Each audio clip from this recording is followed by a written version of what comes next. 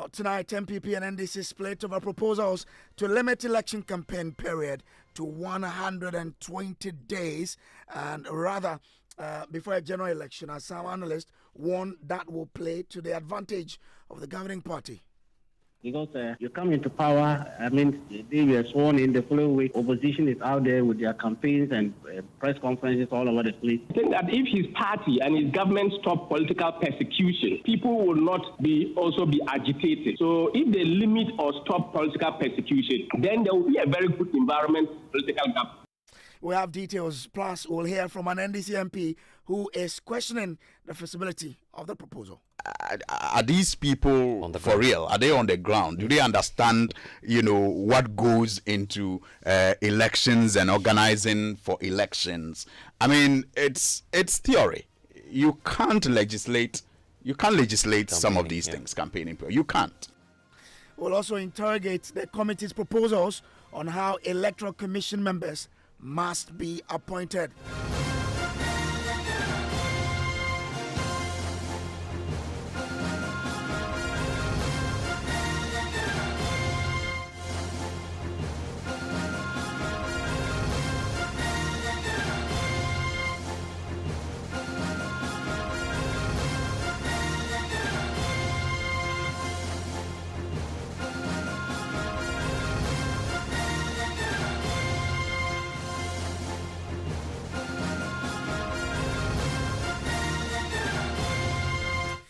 This is Top Story, always brought to you by Telecel Connecting Energies, also by Assured Pension Trust into the future with you, and Holy Insecticide Spray and Coil.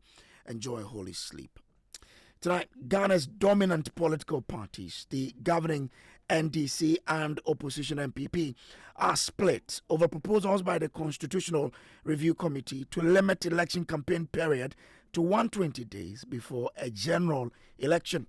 According to the committee, which presented its proposals to President Mahama on Monday, Ghana must move from the perpetual election cycle to a definite period.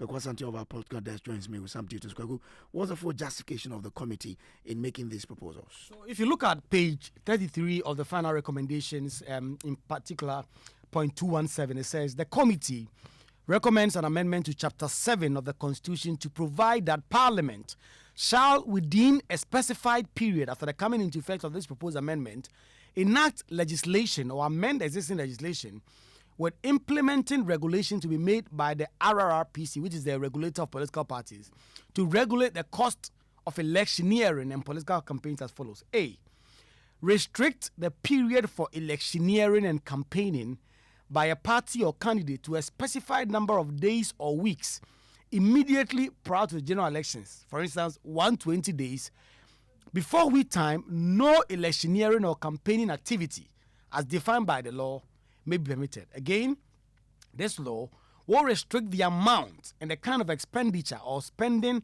a political party or candidate may incur in a campaign. And this is on the back of recent reports by Afrobarometer, for instance, that points that a presidential campaign could cost as much as $200 million.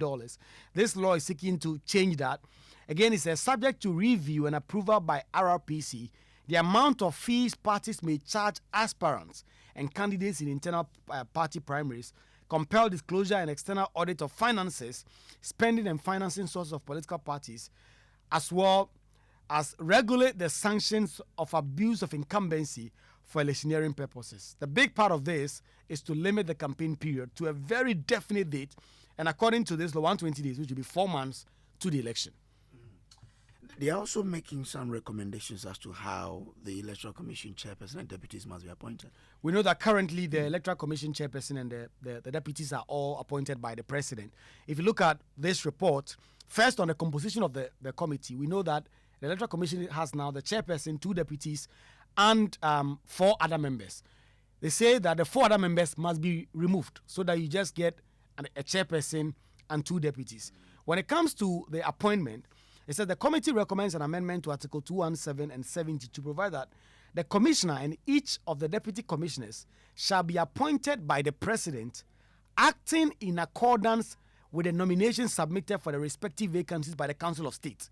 And they, of course, propose a reformed Council of State. So it is the Council of State that will make a nomination to the president, and the president must necessarily appoint that person. It won't and be again, it won't be the way the other the way current around system where the president appoints.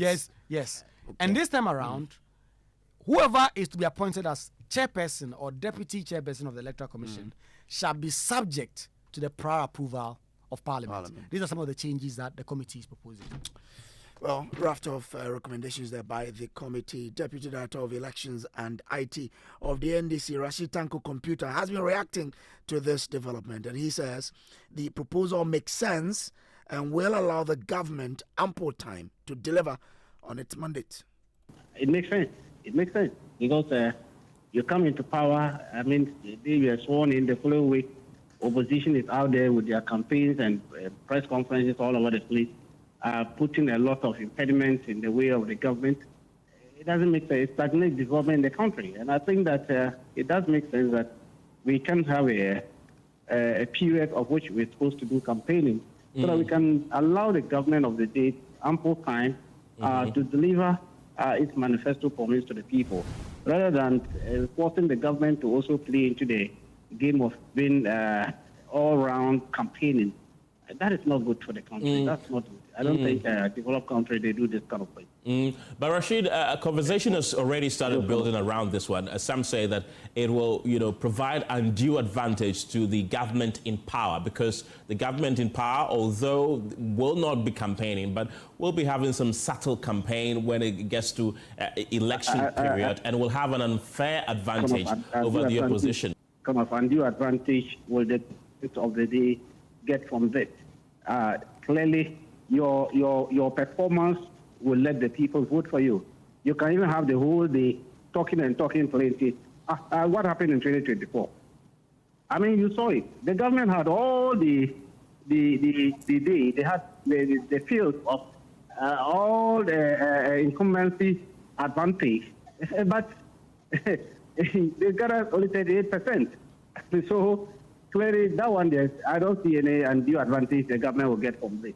The only thing is that the government will have ample time to deliver its manifesto promise to the people. I mean, we cannot have 4-year all-round campaigning. It doesn't make sense. It doesn't make sense. And that's what we are seeing right now. See what the opposition is doing. You will see that they have reduced the whole governance of this country into campaign mode. Day in, day out, they are holding press conferences. Day in, day out, they are attacking. They are saying all manner of things about government. So that is the Deputy Director of Elections and IT for the NDC. The NPP has also been reacting to this development. Deputy General Secretary of the party, Haruna Mohammed, raises issues with how the proposal can be implemented. Campaign period. Sometimes political parties are not only engaged in campaign. Political parties are also mandated to carry out their political activities. So it depends upon how you view the activities of political parties as campaign. If political parties are on the route of making sure that they get officers, or they are making committees to review why they lost elections and all that, you cannot term them as if again the political party is about so that they get next part better, you cannot term it. These are intra-party acts. So you need to clearly define. I'm starting to lose you again. And that is something that provides critical look. Well, your brother from the NDC, Rashid Tanko-Computer, says this is a very good idea. He thinks that this is a very good, proposal from the Constitutional Review Committee, because he says that it will stop some, what he described as nuisance campaigns by your party, organizing press conferences here and there, trying to make the government ungovernable. So he feels that if this cap is brought to, measure and monitor politicians and political parties to ensure that you don't campaign when you are not supposed to. He thinks it's a good idea. What's your response to that? I think that if his party and his government stop political persecution, people will not also be agitated. Meanwhile, NDC MP for Tamale North, Alhassan Suhuyini, says the proposal is simply not feasible. How many members of the committee have actually contested elections and participated actively? Which recommendations are those? in the electoral process, how many of them have really, contested elections, featured in the organization of parties and governance, recommendations such as the one that you just talked about, fixed campaigning the period. fixed campaigning period. Yeah. I mean, so some of them, I was like, really, are these people for real? Are they on the ground? Do they understand, what goes into elections and organizing for elections? I mean, it's theory. You can't legislate. You can't legislate some of these things. Campaigning period. You can't. So that is the Member of Parliament for Tamale North. Time for us to bring in the national organizer of the NPP, Henry Nana Boachi, and also the Deputy Director of IT of the NDC, Tanko-Computer. Let me start with you, Henry Nana Boachi. I'm grateful to you for joining, sir. Now, what's your own view, or of this particular proposal that there will be a campaign period instead of leaving it open for parties to decide when in the campaign year we start? This time, there will be a certain campaign period for you to campaign. What do you make of it? Thank you very much, Kojo. Good evening to your listeners and your viewers as well. For the New Patriotic Party, our position will be made public very soon. We put together a committee which was jointly headed by, and they are still working, but they are still studying the report. The report just came out. Honorable Kwame Nyimadu, he is the ranking member, Constitutional and Legal Affairs Committee, and then also lawyer Frank Davis, who is also the chairman for the NPP's Constitutional and Legal Affairs Committee as well. We have members like Honorable Alhassan Tamale, Nana Ejibafo, Gary Namakon, who is the Director Legal. We also have Honorable Kabiru as a member of this committee. We have Hanifa, also a member of this committee, and then Honorable Fatih Abubakar. Honorable Obi Amwa is also a member of this committee. Kojo Ponkruma is a member as well. So they are to study it. And Honorable Martin Ejime Sakonsa. They are to study the final proposals submitted to His Excellency the President and advise National Council of the New Patriotic Party accordingly. So we entreat all party members to stay away from commenting. I mean, some views that will possibly bind the party in one way or the other, especially senior party person. So we want to study the report, and then the party very soon will come out publicly with our views. But once we wait, for a definitive campaign period, that will be the way to go, not so that you don't turn the whole year into a campaign period, which would also destabilize the government in executing its mandate as a government. I really would want to make sure that whatever I say, I'm the national organizer, and I don't want to put out any view out there that will seek to bind the party in any way, especially when the committee is about to study the report thoroughly and then advise the National Council accordingly. So could you kindly bear with us? I mean, we've just started. The report was just submitted to His Excellency the President, I think, yesterday or so. Yes, but because you just left power, and you know how it is when, the whole year, let's say the last year of a president's tenure, has to turn into campaign because you are campaigning to the people for them to renew your mandate. I just want to find out from you, with that experience, will you agree that we should have a certain period for campaigning? Oh, again, as I said, I still would not want to commit myself to any particular view at this moment. Look, we've just started, Kojo. I mean, we shouldn't rush. I mean, there are portions of this proposal submitted that will trigger referendum processes, right? It will go to Parliament and afterwards, because some of them are entrenched provisions in the Constitution. So we've just started. I mean, so we don't have to rush at all. Okay, that's what fine. is important officially, what we can put out from the NPP's authors is that, look, we are studying the report. We have experienced members of parliament, lawyers, members of the party, very senior members. We put together this team. They are studying it. They will advise the party accordingly so that we will be coming out with our views very soon. So, Kojo, I don't think that we need to rush about that. Okay. So we are going to state our position clearly on these matters. What about the appointment of the Electoral Commissioners? Do you still need time? Kojo, I think your line is fading. I was trying to find out from you, what about the appointment of the Electoral Commission Chairperson and the 2 deputies, the proposal that they've made? Kojo, that's the same thing we've said. We are going to put all of this together, and the committee is going to advise National Council. I can see, I mean, the frantic effort you want to engage in to solicit some views from me. Yes, but as I said, I'm the national organizer of the party. At this moment, it will not be proper for me to put my personal views on these matters. Let's wait for the body that we have commissioned to submit to National Council proper advice so that we will act accordingly. The General Secretary will make our views and our position on these proposals soon. He will make our views known publicly very soon. All right. I'm grateful to you for joining us here.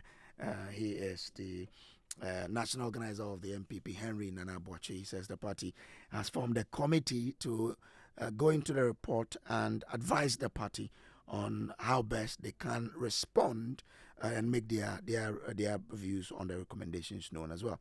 Let me now bring in Tanko Rashid Computer, who is the Deputy Director of IT and Elections of the NDC. Tanko, I'm grateful to you for joining us. Do I still have you, Tanko? Tanko, do I have you? Hello. Your line is terribly faint. I can hardly hear you. Okay.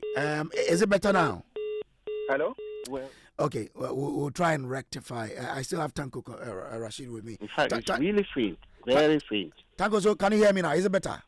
It's better. Great. So, hello? I mean, just like other people do say, a campaign. Okay, well, so let me also introduce that we've been joined by a political scientist, Dr. Kwame Asante. I'll be bringing him in this discussion later on. But Tanko, like people have said, this campaign period will inure to the disadvantage of opposition parties. Don't you think that will be the case when the governing party is all throughout the 4 years communicating to the people what it is doing and therefore selling itself? You say we should limit the other parties to just some few days to the election. Is that fair?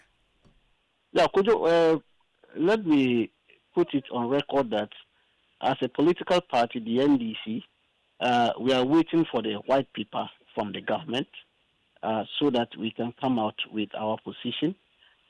Don't forget, we form the government. That is the NDC from the government of the day. And the report was presented to His Excellency the President yesterday. And they are now working on it to come up with the white paper. So our position as a party will be informed on the white paper to be issued by the government. But need it as it be, let's congratulate and thank the CRC, led by Professor Prempe. They've done a good job. I mean, if you look at some of the proposals they've put in there, I mean, government is studying it to see which ones are feasible and which ones will inure to the benefit of the entire generality of the country. I mean, the constitution is for everybody in Ghana. It's not for one political party. But I mean, you've looked at it for some time now. Since yesterday when it was made public, you've looked at it. And if we should limit campaigning to, say, 120 days, for example, because that's just an example they gave, will it inure to opposition parties? When you were in opposition, I mean, imagine you were there. Will it be fair to an opposition party to just use 120 days to campaign? Well, that is why I'm saying that we have not taken a position on it yet to look at it. But you see, we must face reality. When you vote a government in power, you expect the government to deliver its mandate. And the mandate so given the government is 4 years mandate. and the current constitution. And that you must deliver the manifesto promise that you give to the people before they voted you. Now, we're sworn in. I'll just give you an example. We're sworn in on the 7th of January, 2025. Within some few days, these people started doing press conferences all over the place and telling the whole world how they are coming back to power and all those kind of things. What was their intention? What was their intention? What were they trying to do? So are you saying this recommendation was no? That's what I'm saying. That recommendation it's plausible in the sense that, look, we cannot use the whole 4 years for campaigning. It appears it is only in Ghana that we are seeing those kind of things. As soon as a government is sworn in, the following day, the opposition start campaigning. And then everybody is in campaign frenzy until the year ends. But I'm telling you that, look, whether you are given 4 years campaign or 3 years to campaign, it has nothing to do with your performance. Your performance will indicate whether the people should vote for you or not. Our opponent had all the incumbency advantage. They had the incumbency advantage after losing all state resources to do their campaigning. They still got 38%. And so that one there, we are telling them that, look, it is good to have periods that we can say, okay, everybody can now move into frenzy campaigning and then talking about our policies and all that.